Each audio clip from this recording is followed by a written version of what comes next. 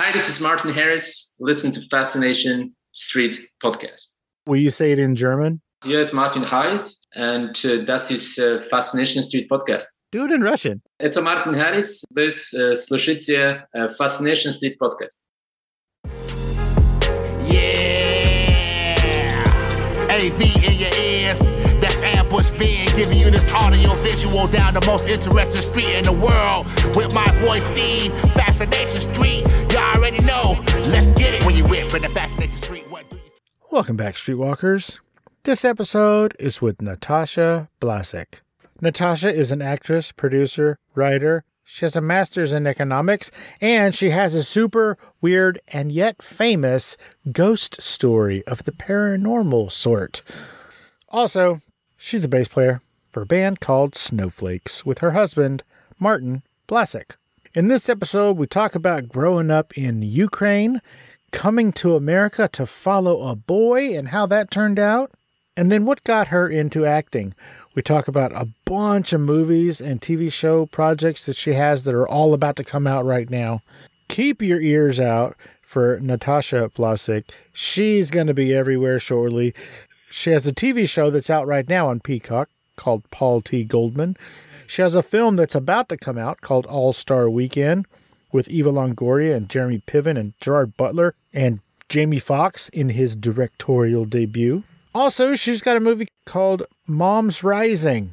That is a crazy, harrowing, true story. And as if that's not enough, she has another movie or TV show. She's not sure how they're going to spin it. It's coming out soon. It's called Karaganda. And available right now on Netflix is a live-action video game thing called Immortality. We talk about it in the show, but what it is it's basically a choose-your-own-adventure film.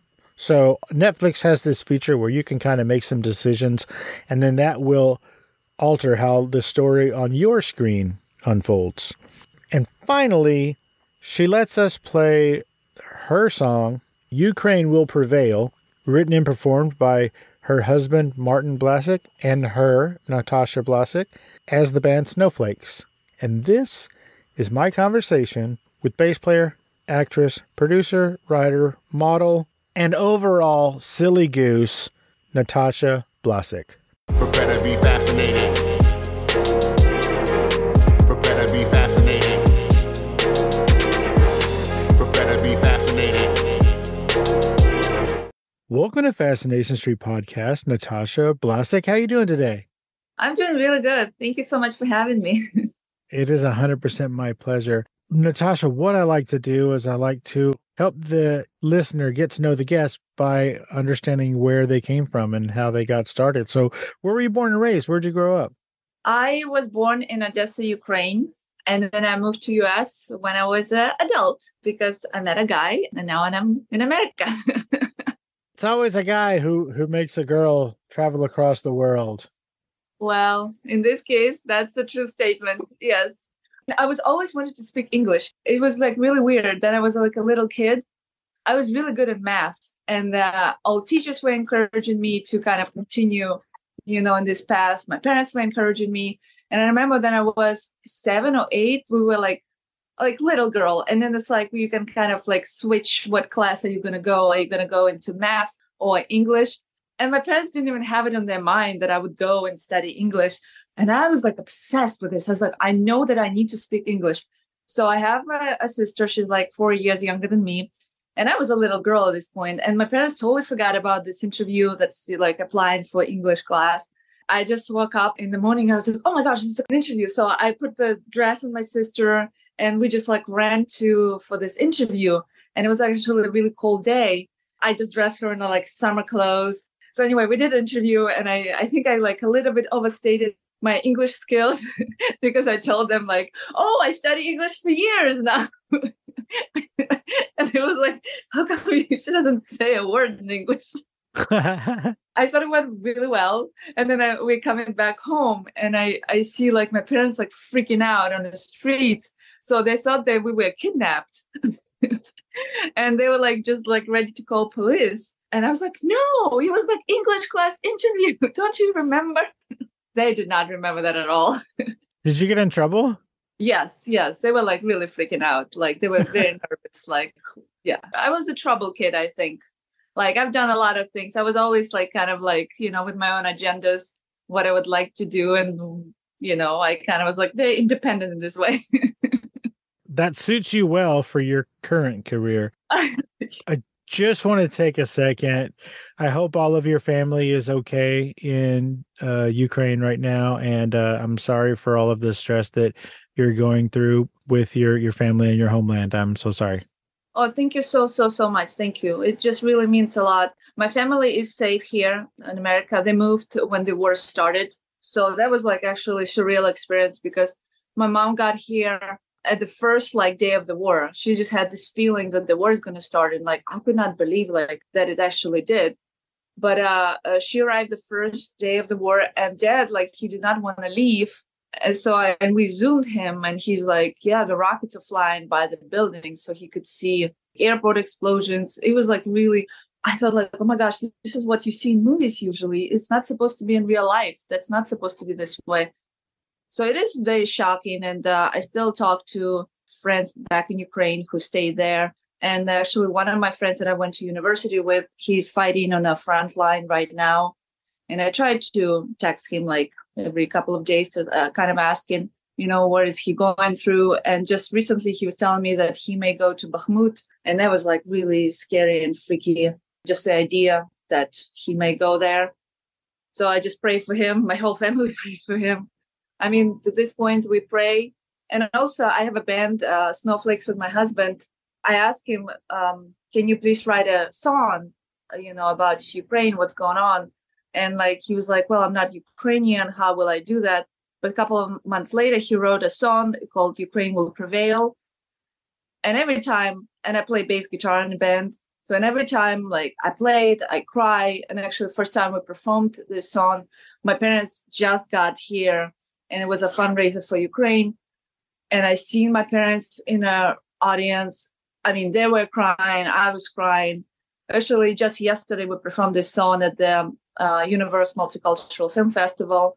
And it's every time I do this song, it's very, very, very emotional experience. Just this is not supposed to happen right now in the world. And this is what's happening. It's very sad. It is very sad, but we're going to try and cheer you up. Okay. Yes. Thank you. Okay. So the song is by you and your husband. The band is called Snowflakes. The name of the song is Ukraine Will Prevail. And hit it. Go ahead, sing. I don't sing. My husband sings. I don't care. Okay. You're right. And play the bass. Go ahead.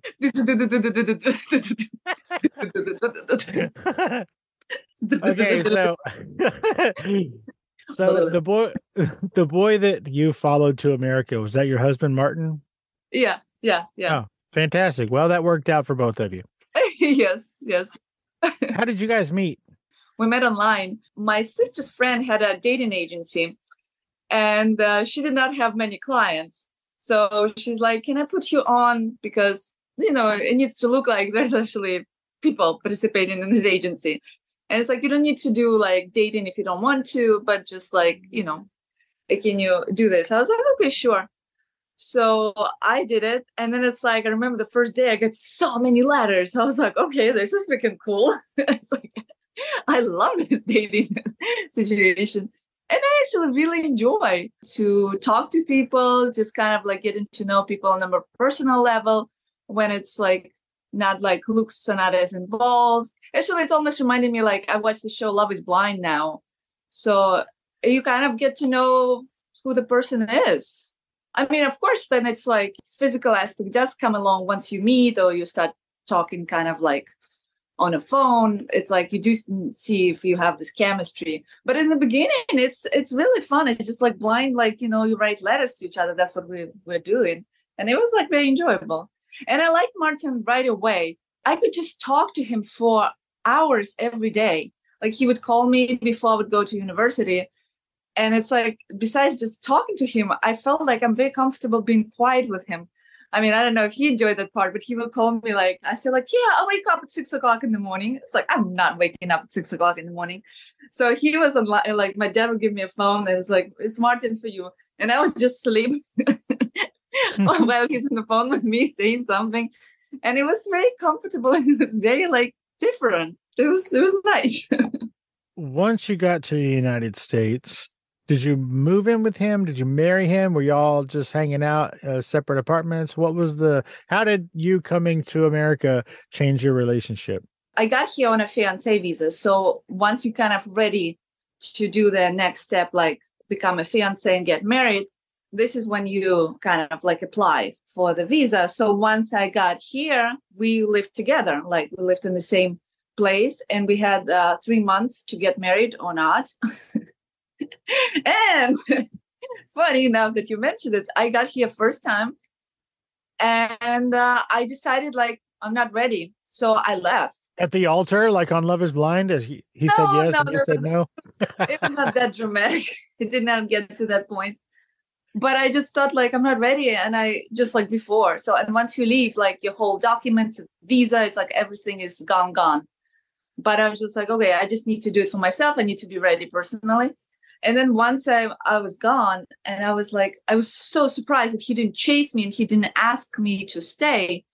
I was like, well, if he loved me, he should be asking like me to stay. It's like, what's going on? Maybe it was not real. And then I went back, and then it's like 6 months later, he called me and he said that he had a dream about me. I was like, yeah, whatever. Wait, so you guys didn't talk for 6 months? Yes, after that. And then he said like, oh, by the way, I'm going to go to Ukraine. I was like, what? He's like, yeah, I'm meeting a friend there. I was like, all the countries in the world, you have to go back to Ukraine? I was kind of like shocked and intrigued. And he's like, maybe we can get together for coffee or something. And it's like, okay. And I think like the moment that I saw him, like he met me next to my house and I'm walking to him and I saw him and I felt so stupid. And this feeling so stupid and vulnerable, I felt, oh my gosh, it is my person. I was like, it felt very silly and it felt very weird and right. I don't know. It was very crazy feeling. He said to me later, he had the same feeling, like it was just very silly and very kind of like vulnerable. So I think at this moment, I realized, okay, this is my person. And then we started talking and I realized how much I missed him. And then we did this whole visa again. And then we went to this embassy again. And they said like to me, is this a new guy? I was like, nope, that's the same person. And this woman, I remember, she's like, good luck.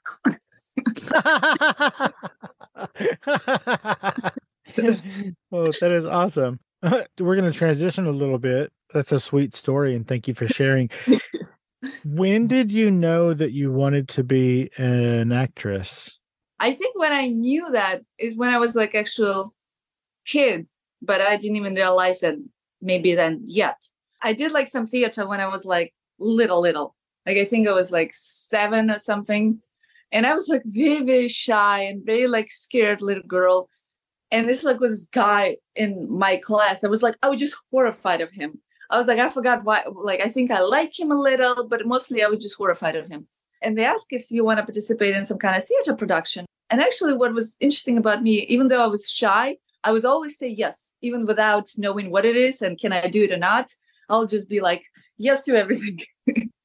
So, and I was like, do you want to be in theater? I was like, yes. So, and then it's like, they gave us roles and my role was be a principal of the school. And he was like a naughty kid that I should like tell him something, what he should do, something or another. And I was like, how am I supposed to tell this guy what he has to do and be kind of authoritative with him? It was just like really scary idea to me. And then I remember when we're doing this on a stage and I actually did it and I felt like authority. And I felt like a different person. I was like, oh, so on a stage, I can be what I may be too scared to be in real life. I do have it in me. It just like gave me kind of permission to be something different. And I love that very, very much. And then I love the connection with people that I experienced while I was on the stage. So I think like it was just love from the first time I was on the stage. I just loved it. So that little boy who intimidated you and you were too nervous to talk to him or whatever, after you had that play, did you go back to being intimidated by him or did your relationship change and you weren't intimidated anymore? It changed. I mean, he was not an issue anymore. it's just like something like I just like, okay. And I I got over it. So it was like very kind of like growing experience for me. Love it. Were you an actress in Ukraine or did you wait until you got here? Well, I was doing theater there, like kind of like, school. I dance, gymnastics. So I did like lots of thingies. And then when I got here, I was in a beauty pageant. And then I did lots of beauty pageants back at home. And then my beauty pageants, I always like dance. And my mom was like, why are you dancing always? You need to do a poem. And I was like, poem. I was like, who does poems? And then so I got to America and I was in Mrs. World. And I was like, for my talent, maybe I should listen to my mom once in a while. And I decided to do a scene from Erin Brockovich. And I was like, I did not know much about acting for film. So I just combined the whole, it was not a monologue, but I just loved the subject matter. And it was a very empowering scene. So I just made out of scene, I did a monologue. And that's where I performed and I felt some kind of magic. And from that moment, I was like, well, I am in Hollywood. So maybe, I should kind of follow the magic. And I did one day as a background actress on a movie. And the girl came to me and she's like, would you like to model? I was like, sure, I would like to do anything. It was so exciting. Like she signed me up with an agency and then the agency started sending me for different auditions. And one of the auditions was for a TV show. And it was like a sketch comedy kind of show. It was like late night on Spike TV. And I got the role. And I would do for 10 episodes, I did some kind of sketches. So I just had so much fun. And I was like, oh my gosh, that was just the best time ever. And then I would tell people oh yeah, I'm a regular on a TV show. People say this is a big deal. I was like, really? So I think even then I just did not realize what a great experience I got. Now I do think, okay, I got really lucky because I had this wonderful experience. And yeah, and after that, I started taking acting class after acting class and just diving into the acting. And I realized how much I actually enjoy the craft. I think that's my favorite part. That makes sense. Acting. So you did the thing and then you did the other thing and then that led to the thing. Yes, that's exactly how it went. One thing leads to another and then you're a busy actress. Now, I know that you were an actress before the pandemic and you're an actress obviously after the pandemic. How was it going before the pandemic? Did you have a whole bunch of things going on and then everything just shut down and it got all crazy? Yeah, I was doing really good before pandemic. The day of pandemic, I was on the set, when this, it was officially announced, it's pandemic. We were shooting a movie. I was doing female lead in a vampire sweeping romance set through centuries kind of movie. And I had such a good time because I finally had this period costumes that I've been dreaming about for such a long time. And it's a director, Sofia Koikos, and I knew her for years. We were in an acting class together, and finally we were working together. So it was just really, really good time. And then suddenly it was pandemic, and I'm on the set. And I'm like, oh shit, is this movie worth dying? It was scary. It was really scary. It's everybody was suddenly scared and everybody's somebody coughs and you just am I alive? Am I alive? I think I'm alive. I'm a very scared person. So it was something. And then we actually, we stopped filming and then we finished the filming the movie when pandemic got not over because it's still I think, I just got actually COVID quite recently, when it was more or less open. So we finished the movie. So it did finish. Yes. What's the name of that movie? It's called Count Fergus. It's kind of inspired by Dracula. It's a really beautiful story. I think Sophia has a very interesting vision. And that's what I love about her storytelling. It's very unusual. This movie should be seen for sure. And I think if for people, especially if they fans of horror films, B horror films out of 70s or something, that would be an interesting movie to watch. It's still in the post-production, so. Oh, fantastic. I can't wait. Also, now, I don't know how much acting you had to do for this, but didn't you recently play a mail order bride? Come on now. I know, right? That was like really surreal because that's a show that I'm like, it's like felt like, okay, I finally arrived in Hollywood. It's an original show of Peacock. It's called Paul T. Goldman, and it's directed by Jason Walliner. And he's the guy who directed the latest Borat movie. I was so happy to get this, like, I was like, recurring on a real show. I was like, over the moon. I was like, that's it. I arrived. And then as soon as I read the sides, I was like, okay, this is like Mail Order Bride. This is just like too freaky because it's like about my life. And actually, this character is based on a true Mail Order Bride, like a true story. So by this guy, Paul T. Goldman. And it's like, it's very interesting the way Jason told this story because he used documentary style and it's like comedy drama. So it's like everything is mixed in a very like mind-bending show. Like it's a very fascinating, like the character study that he did on Paul is like absolutely amazing. On the set, there were so many coincidences. Like they hired me and only on the set they found out that I'm actually a real mail order bride because they kind of used a little bit documentary side of storytelling that is actually made into the show too. So it was like some other people too who like were hired like to play psychic. And then it's like it turns to be the actor is actually a real psychic. It was like really fun and surreal. It was like, it was to me, it was like absolutely incredible experience. And that is currently on Peacock. Yes. It's very recent. What did you think when you started watching it? Your first show where you got to be a regular or whatever, right? And so how was it? How did it feel?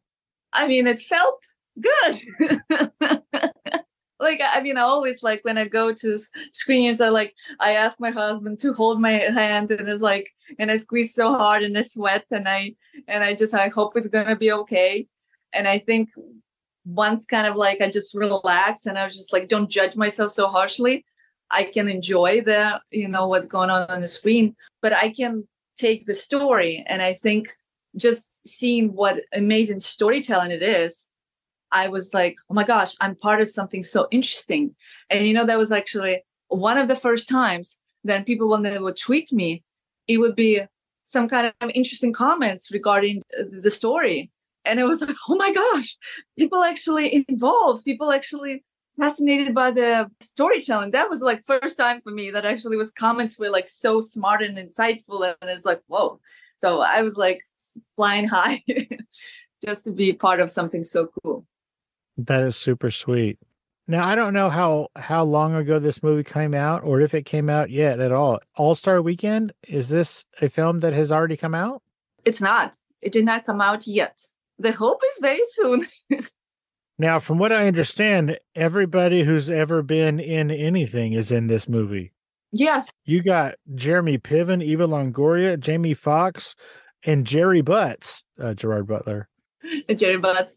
Well, I was definitely, when I realized that, I'm going to work with Jerry Butts, Gerard Butler, I was looking at the call sheet. I was like, Gerard Butler, like my scene partner. I was like, is this like a real Gerard Butler? Or is it like the guy who was like, his name sounds like Gerard Butler. So I copied and pasted. I was like, nope, looks like a real Gerard Butler.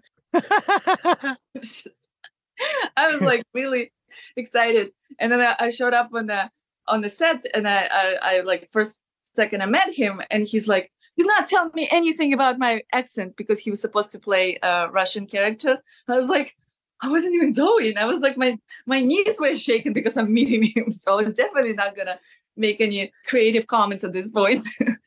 But it was fun to see, his actory side, who's like sometimes like not so secure and doesn't want to hear feedback and just, because it is like tender creation, what we do. So it was incredible to be a part of this cast. And it's a directorial debut of Jaime Foxx. That alone was like, oh my gosh, I'm working with one of the best comedians in the world and one of the best actors. So that was very, very, very inspiring. He was so supportive of my acting and he really believed in my acting. So for me, that experience just like really kind of helped me to believe in myself more. It's like, okay, he has so much talent and he believes in me. And so for me, that was very transformative experience. And even like I remember on the set, Jeremy Piven, he came to me like after I did the scene, and he's like, you know what? Jaime did not tell you yet anything about your performance, but I'm telling you, once he's going to watch the dailies, he would like absolutely love, because what you're doing, it's amazing. And actually, Jaime did like give me so many it was incredible, just how supportive everybody were. And basically, I was like the only person who like nobody heard. I was so nervous, but at the same time, okay, this is my chance to actually deliver. And that's what Jaime Foxx told me later. He said, a lot of people can perform, yes, at home, in your bathroom and whatever. But when it's time to deliver, can you deliver on the spot? And he's like, and you can. That's comment alone kind of made me kind of like, okay, I can do this. Like, just believe in myself. Hey, Streetwalkers, here's a word from our sponsors. Let's get back into it. There's no way I could pronounce the name of the character you play in the Mom's Rising. Is that a film or a TV show? It's a film. Good Lord. Hey, save some for everybody else. You're just taking all the work. See, that's what I hear about. All these people, they come to America, they take all our jobs. Yes. Look how happy we are. But speaking of that, I actually, even back at home, I always wanted to be living somewhere where I'm not born, because I felt like if I would be where I am, I would feel this very complacent place. Like I wouldn't have this hunger, because I felt people who are coming to my city, like to Odessa, I felt they have this hunger, they have this energy. And I was like, I want to go somewhere that I will feel this hunger, this energy. So yes, I'm here to take the jobs over. Tell me about Mom's Rising. Now, this is another film where you didn't have to act, because this is based on your life. You saved 52 children during the Holocaust. Yes. That's my everyday life. I just keep saving the children. Every time I go to grocery store, I just bring children home. It was absolutely incredible. It was very spiritual to experience, and just like playing like a person who really lived and who really did these incredible things. Her name is Luba Trojinska Frederick. That's what I was going to say. Yeah, yes, exactly. I was going to say Luba and then all of the alphabet all at once. I know. It's like, for me too, I was like, okay, I have to like actually memorize. It's a beautiful name, but it is a mouthful. I watched everything that I could find about Holocaust. That must have been super depressing. Yeah. Yeah. And more I was watching, more I was like just shocked. How could she do that? How could she save 52 children? How could she feed them if people were like could not feed themselves and were dying and eating each other? It was just like absolutely horrible stories what was happening. When I started working with director Scott, he told me, he's like, you're channeling Luba, and he's very spiritual, and he's like, I feel her spirit around you. And I really took it to heart, and I was like, wow, it's like such an honor to bring this amazing woman, whatever capabilities I have, I want to put it all to this movie. And it was like absolutely incredible experience. It's called Mom's Rising because it's a couple of stories of incredible moms who did like amazing things. So I haven't seen the full movie yet, so I'm very excited to see the complete movie. I saw behind the scenes footage, and it looked really wonderful. We had just such a beautiful cinematography. The girl who played my my best friend in the movie, Crystal, we actually became Crystal Elling. We became friends, and now it's actually I see Crystal almost every day. Like every day, yes. Recently, I've been seeing you almost every day. So it's kind of nice to take that friendship from a movie to real life. You know, it's an absolutely incredible woman to play. How brave and how much heart this character had. Yeah, I was very touched and very honored to play her. That is really sweet. And when the director told you that, you know, he can feel Luba's presence around you, were you just like, oh my God, another ghost? I'm just kidding. We're not going to talk about that. Everybody, Natasha has some crazy, crazy ass ghost stories. You can find them just about everywhere else. We're not going to talk about them here. But let me just say, holy moly. Yes. Yeah, I'm not surprised anymore. Ghosts? Okay. You're just like, oh, cool, another ghost. All right. Maybe this one will be a little more calm. Yes. Oh, I know I just keep throwing out all these crazy words that I can't pronounce. What the hell is say it. Karaganda. There's no way I was going to say that. I could have tried for the next 20 minutes and I wouldn't have got there. Do it again. Karaganda. Sometimes I think even I don't know how to say it because here people put a stress a little bit differently. Karaganda. Different people say differently, but like Karaganda, that's how I call it. So what is this film about? And has it come out yet? No, it's coming out pretty soon. So you're about to have like every movie you've ever done all come out at the same time? Yes, and I'll be set for life and I'll be like happy camper. I hope they will come out. This is like a really absolutely beautiful film. It's like everybody almost who worked on the film is like graduated from AFI, and it's based on a short film that had already been like made, and it got so many awards. Director Max Weisberg, it was like fascinating working with him because it was like a true collaboration, and he's in a way his sensibility is a little bit different than mine.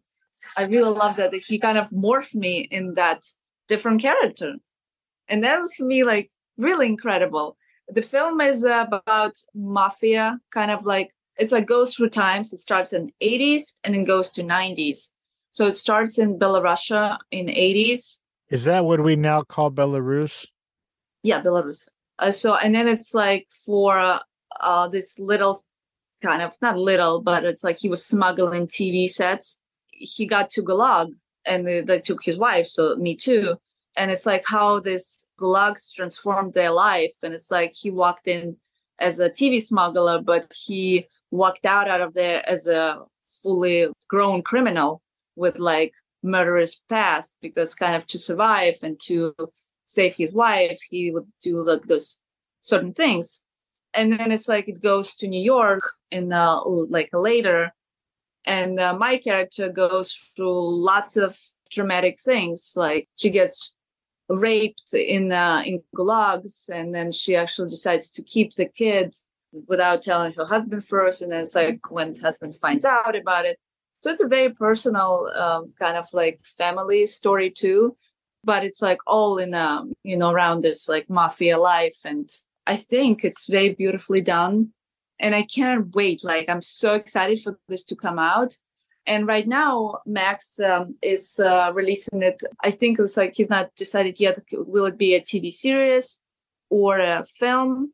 But he already has 2 more like films or 2 more seasons. And he's writing now a 2nd season. Actually, I read the 2nd season. I was like, oh my gosh, it would be so amazing to shoot that, because it's like the story gets really interesting and really kind of intricate and fascinating. He's such a good writer. So yeah, I'm very, very excited about this movie, just to say the least. Or TV show.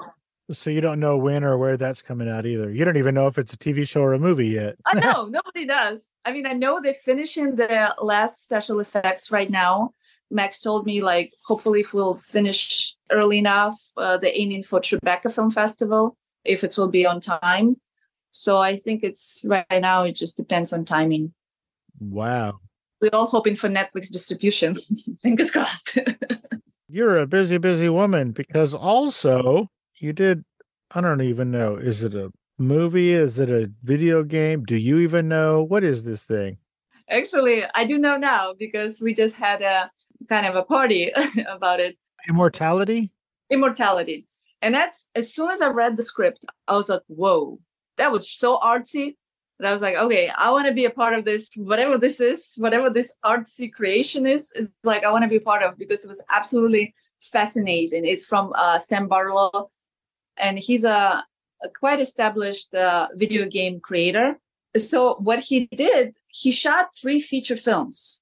And then the game, it's a video game that you can play actually on Netflix. They have now gaming. So you can travel through those 3 feature films and kind of solve the mysteries or, figure out stuff. So it's a very fascinating concept. And I was in a Minsky film. It's very complicated, because it's called Immortality, but I'm in Minsky, but it's Immortality. So anyway, so maybe my niche now is like mind-bending, whatever. because it's fascinating.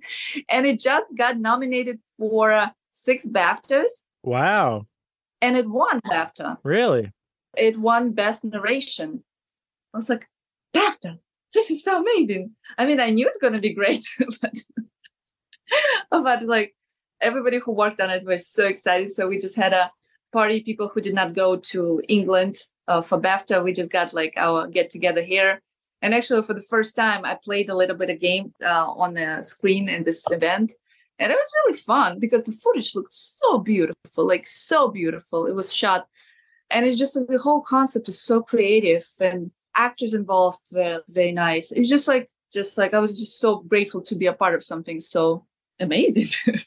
And just like only watching it later, I was like, I could understand the vision of Sam. Like I still kind of like, he's like amazing creative. And this is on Netflix now? Yeah. Mm-hmm. And it's called Immortality. Good Lord. So let me get this straight. We got the Peacock series, Paul T. Goldman. It's out right now. Yes. Yes. We have the upcoming, yet to be released film All-Star Weekend with Jerry Butts. You've got Moms Rising. Mm-hmm. Is that going to be on Netflix or in theaters, or where's that going to be? Do you know? I'm not sure about their distribution yet. It will definitely be somewhere. Yeah. And then, if that's not enough, you have Karaganda. Karaganda. Yay. Karaganda. You said it better than me. So you have Karaganda. This is coming out sometime, somewhere, someplace. Some way. In some way. in some form. Yeah, as a TV show, heck, it may even be an audiobook by the time it comes out. Who knows? And then you got Immortality, which is a sort of a choose your own adventure movie thing that you can experience on Netflix. I mean, it sounds kind of lazy. Do you have anything else? Like, are you doing anything? Like, I mean, do something. Yeah, I know. I need to do something. I mean, you're just doing nothing. I feel like I'm not doing enough. Oh my gosh. And you know what just happened a few days ago? Okay, that was like absolutely mind-blowing to me. I went to NAMM. It's like a musical convention. Yeah, why did you go? Oh, because of Snowflakes. Yeah. North American Musicians M. Yeah, and I was like wondering, why do musicians go there? But I guess they do. I've known a lot of people who went to those things, and some really cool stuff happened because of it. It's really fun. I actually enjoy it more and more. I already go in there for a couple of years. And it's like you watch people perform. It's just like absolutely fun. So, and there's a company there called Natasha, and they make guitars. Wait a minute, you're Natasha. Yes. So they gave me like 2 guitars. What? I know. And then they said like, oh, and we would like to make your, it's called a special guitar for you. Yeah, they're going to make a Natasha Blasick model. I think I was in such shock that it's like, I wasn't even sure what's happening. I was like, is this real?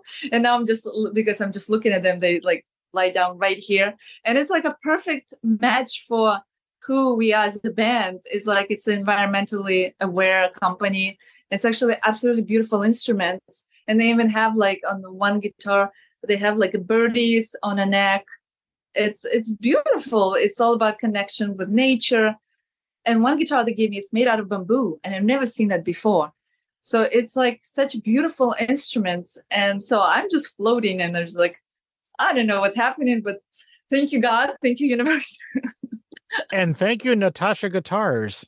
Absolutely. Thank you, Natasha Guitars. It's absolutely just incredible. Like, I'm so excited to collaborate with them. I was like, this is so exciting.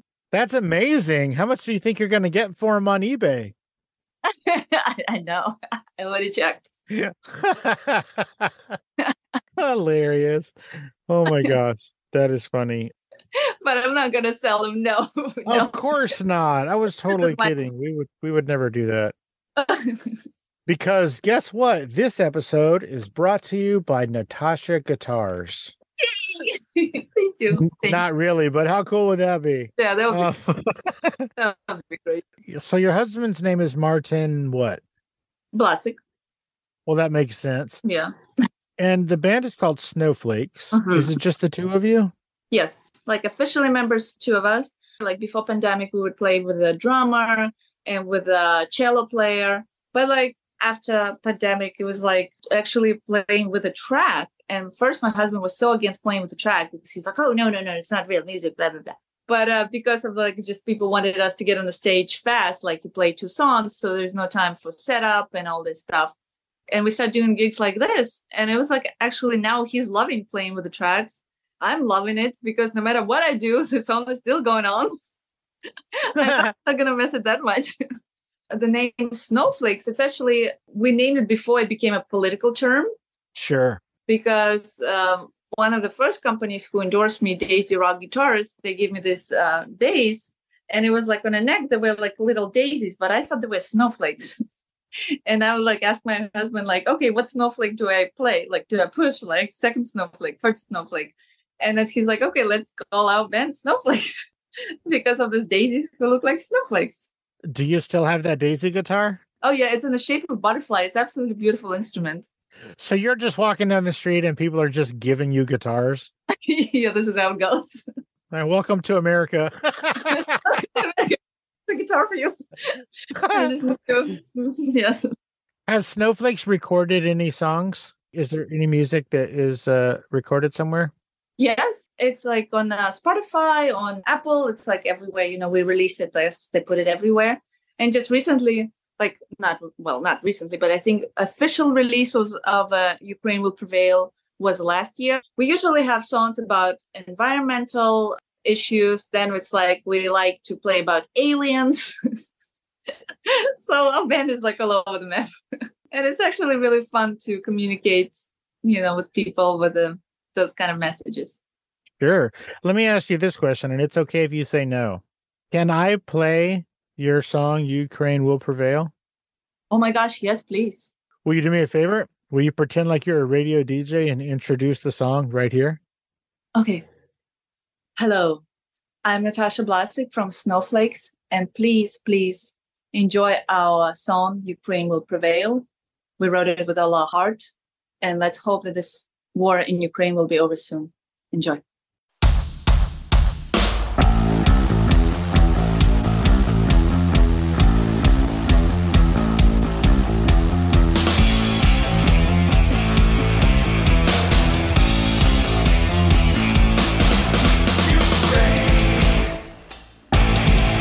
Ukraine,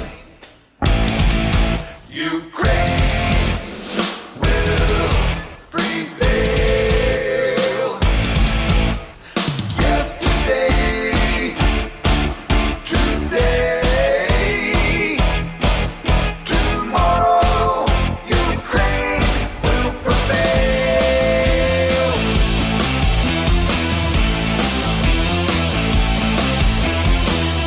Through it all, Ukraine's still alive for centuries.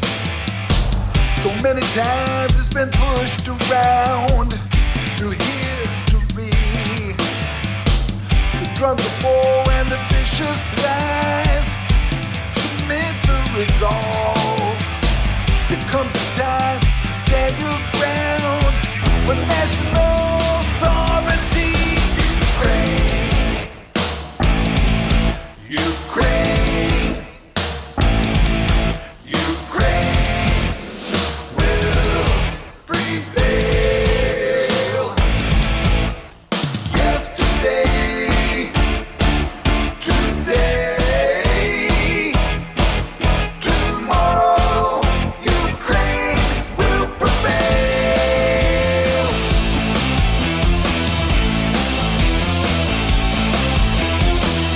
Across the sea and through the fertile land, to the mountains high, golden rain flourishes under clear blue skies. Patience and tolerance are written in the soul. Past the point where enough's enough, enemies will be thrown to cold.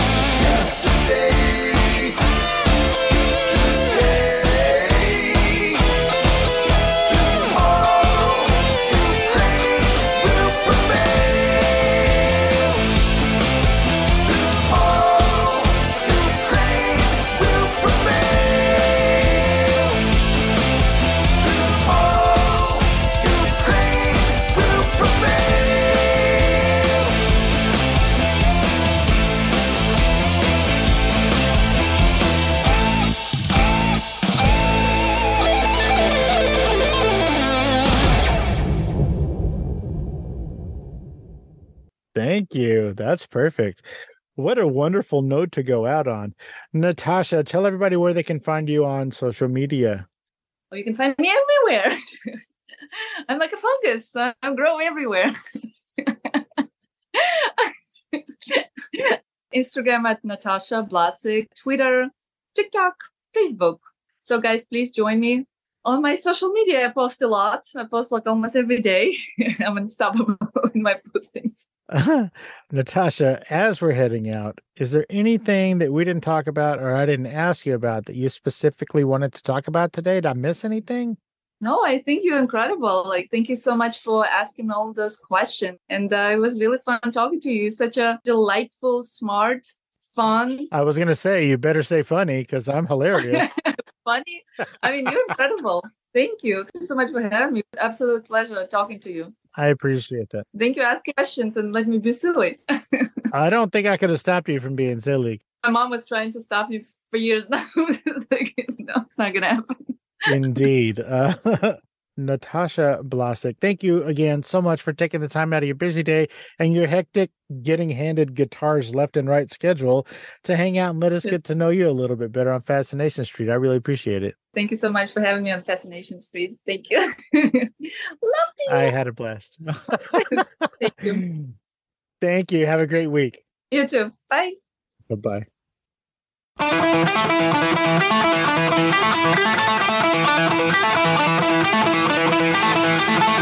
Opening music is the song FSP Theme, written, performed, and provided by Ambush Ven.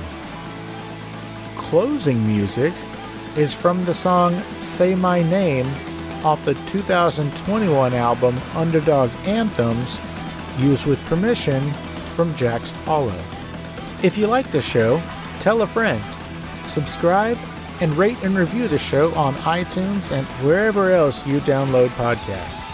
Don't forget to subscribe to my YouTube channel. All the episodes are available there as well. Check me out on Vero at Fascination Street Pod and TikTok at Fascination Street Pod. And again, thanks for listening.